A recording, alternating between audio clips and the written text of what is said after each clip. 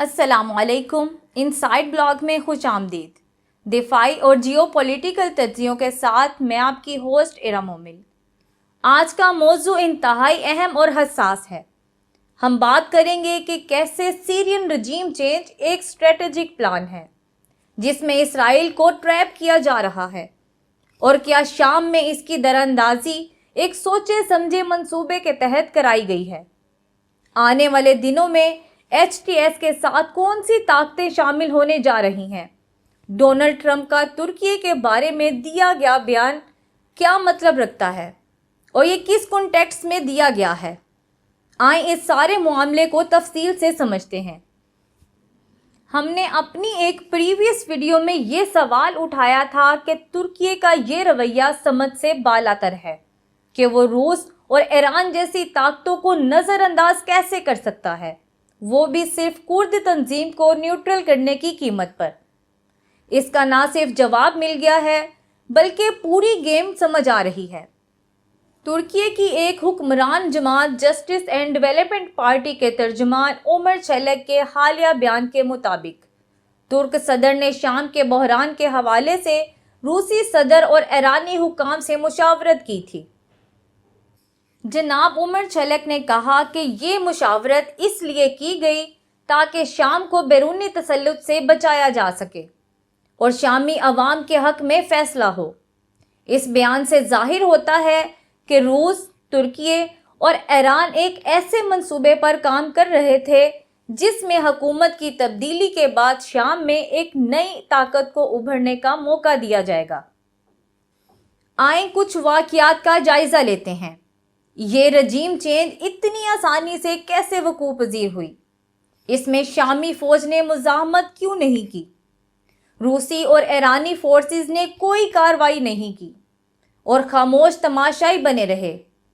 پھر اسرائیل کو year strike کے لیے ڈیٹا کیوں دیا گیا کہ وہ سیریا میں بمباری کرے؟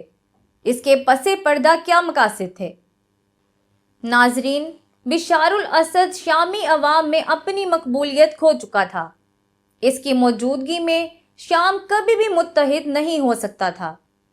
آن دا ادر ہینڈ، عرب ممالک، خاص طور پر ترکی بھی اس کے ساتھ کمفرٹیبل نہیں تھے۔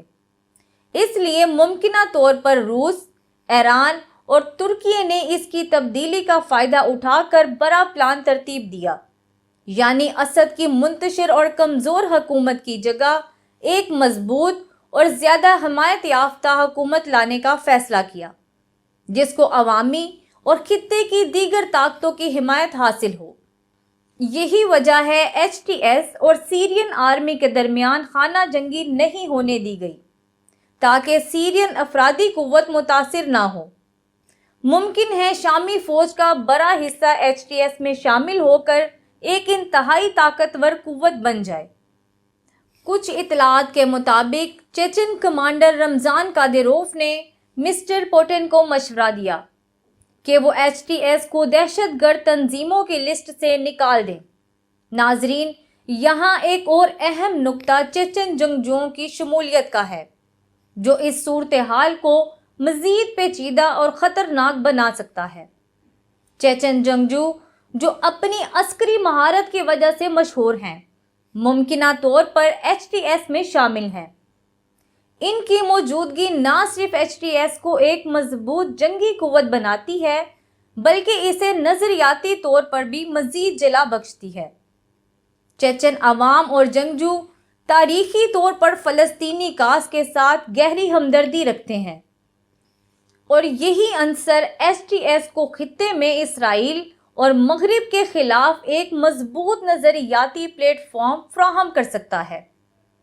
چیچن رہنما رمضان قادیروف اپنے اثر و رسوخ کو استعمال کرتے ہوئے ایچ ٹی ایس اور روس کو ایک پیج پر لا سکتے ہیں جو مغربی طاقتوں کے لیے شدید پریشانی کا باعث بنے گا۔ عرب ممالک کی ممکنہ حمایت اس صورتحال میں ایک اہم عنصر بن سکتی ہے، کیونکہ عرب دنیا ہمیشہ خطے میں مغربی مداخلت اور اسرائیل کے رویے سے تنگ ہے۔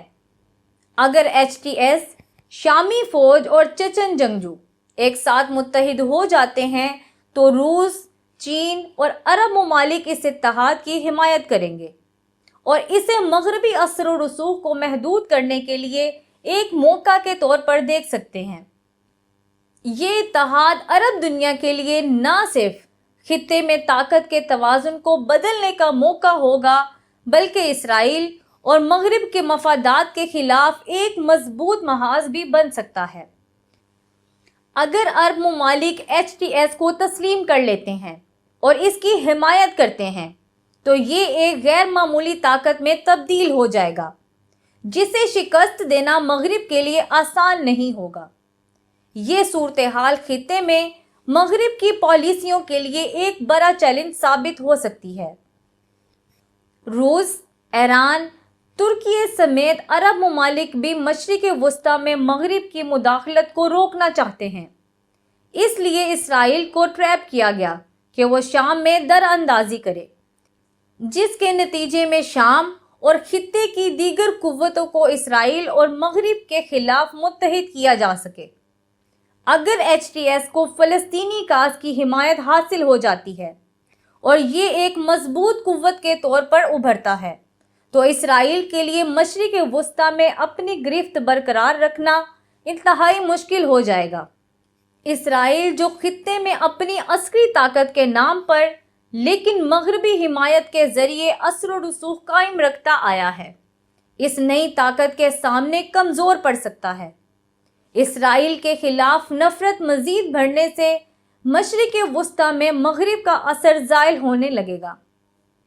امریکی صدر ڈونلڈ ٹرمپ نے شام میں ترک حمایت یافتہ گروہوں کے قبضے کو غیر دوستانہ قبضہ قرار دیتے ہوئے کہا کہ ترکی نے وہ حاصل کیا ہے جس کی خواہش وہ کئی سالوں سے کر رہا تھا۔ انہوں نے یہ بھی کہا کہ وہ لوگ جو وہاں گئے ہیں ترکی کے کنٹرول میں ہیں اور یہ بھی ایک طریقہ ہے جنگ لڑنے کا۔ ٹرمپ نے ترکی کے صدر کو سمارٹ آدمی قرار دیتے ہوئے کہا، یہ سب ترکی کی منصوبہ بندی کے مطابق ہوا۔